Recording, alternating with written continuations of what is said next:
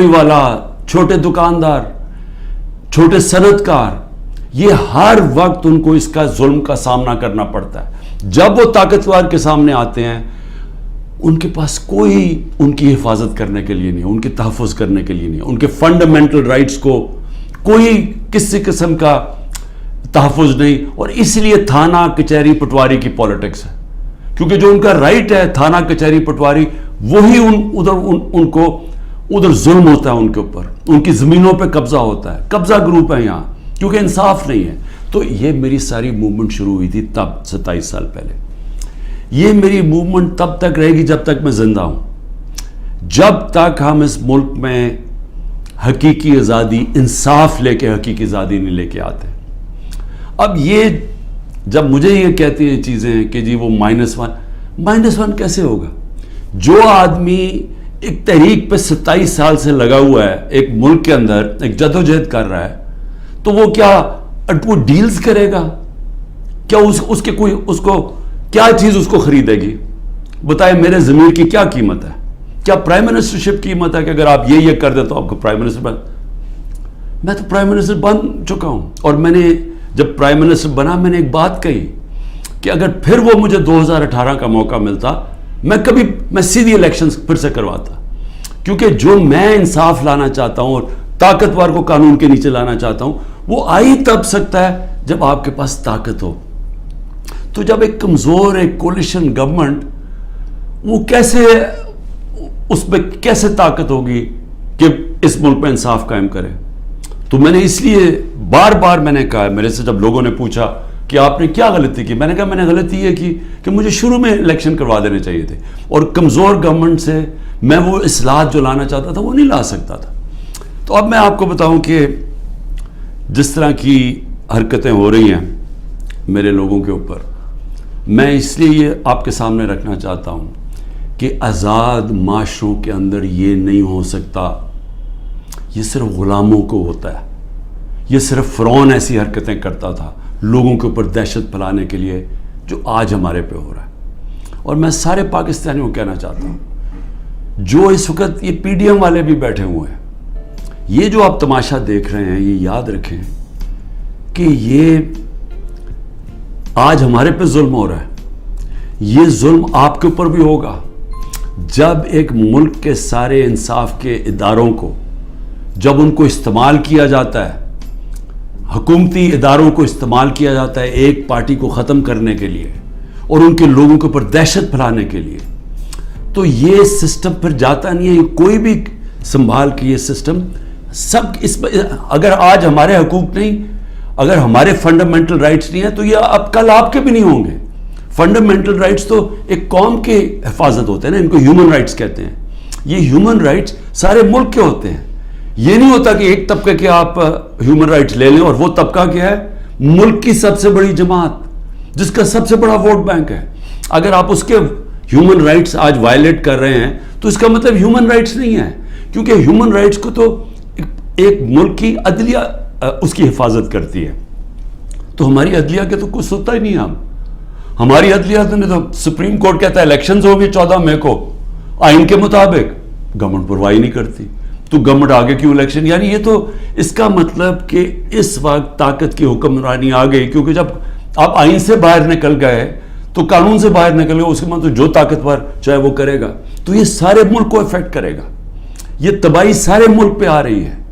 تو ہمارے لوگوں کو جو مجھے صرف افسوس یہ ہے کہ کوئی فرق نہیں کیا جا رہا. جو تحریک انصاف کا ہے اور جو وہ کھڑا ہو کے کہنے کے لیے تیار نہیں ہے لیڈرشپ میں سے کہ میں پارٹی چھوڑ رہا ہوں, اس کے اوپر ہر قسم کا ظلم ہو رہا ہے. ان کی بزنسز بند کر رہے ہیں, ان کے فیملیز تک پہنچ گئے ہیں, ان کے بچوں تک پہنچ گئے ہیں.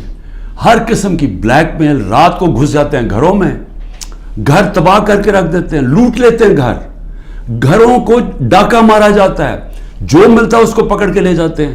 اگر وہ سارے تو چھپے ہوئے ہیں, ان کے رشتہ داروں کو پکڑ کے لے جاتے ہیں.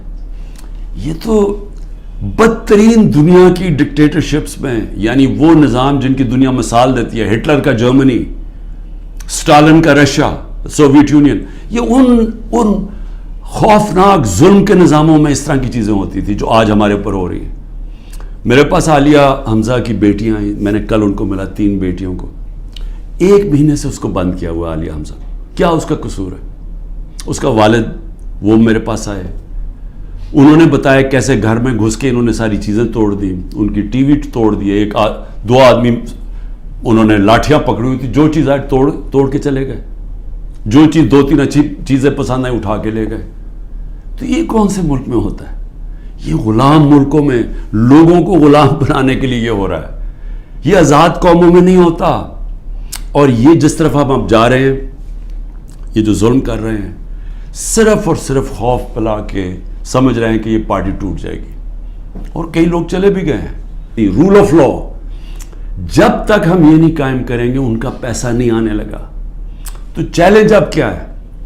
رول آف لا ہم نے ختم کر کے رکھ دیا. پہلے 140 ملکوں میں سے پاکستان 129 تھا رول آف لا میں. اب جو یہ انہوں نے کریک ڈاؤن کیا, اب تو یہ بالکل ہی نیچے گر گیا ہے, اب تو وہ بنانا ریپبلک بن گیا ہے. تو جب رول آف لا ہی نہیں ہے, انویسٹمنٹ کیسے آئے گی؟ انویسٹمنٹ نہیں آئے گی, دولت میں اضافہ کیسے ہوگا؟ یہاں تو اس وقت پاکستانی پیسہ باہر بھیج رہے ہیں, پاکستانی ڈالر لے کے بیٹھے ہوئے ہیں, کیونکہ وہ کسی کو اعتماد ہی نہیں ہے.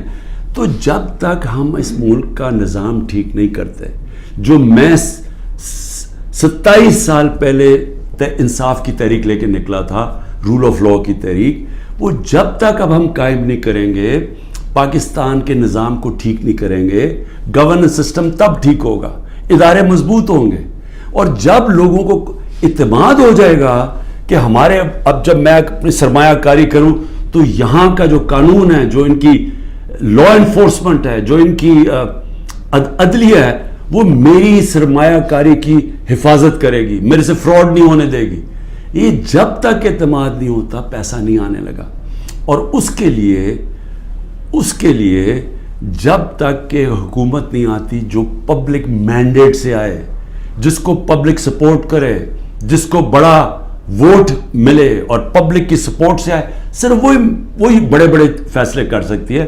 نہیں تو ان کو تو آپ نے دیکھ ہی لیا ہے کیا کیا انہوں نے, سوائے مہنگائی کر کے, تاریخی مہنگائی 38% پہ, انہوں نے کیا کیا؟ انڈسٹری بند ہو گئی ہے, بے روزگاری بڑھ گئی ہے, گروتھ ریٹ, انہوں نے اور کیا کرنا ہے؟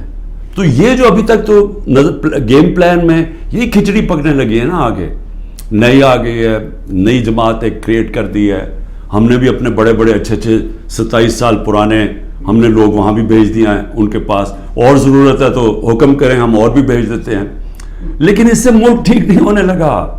ملک ٹھیک تب ہوگا جب ایک public mandate, free and fair election کے بعد ایک مضبوط گورنمنٹ آئے گی. اور میں اپنی اسٹیبلشمنٹ کو آج پھر سے کہتا ہوں, نظر ثانی کرے, ملک تباہی کی طرف جا رہا ہے. اور جب یہ تباہی جس طرف جا رہا ہے, اور IMF کی اگلی کنڈیشنز آئیں گی, جس طرح انہوں نے مصر. آپ نے ابھی تک ہمارا چینل سبسکرائب نہیں کیا تو ابھی سبسکرائب کریں اور بیل آئیکن کو کلک کر کے ہماری لیٹسٹ ویڈیوز کے بعد ہمارے T V channel OTV overseas television کو ابھی سبسکرائب کیجئے, گھنٹی کا بٹن دبانا مت بھولیے تاکہ اہم اور معلوماتی ویڈیوز آپ تک پہنچتی رہیں.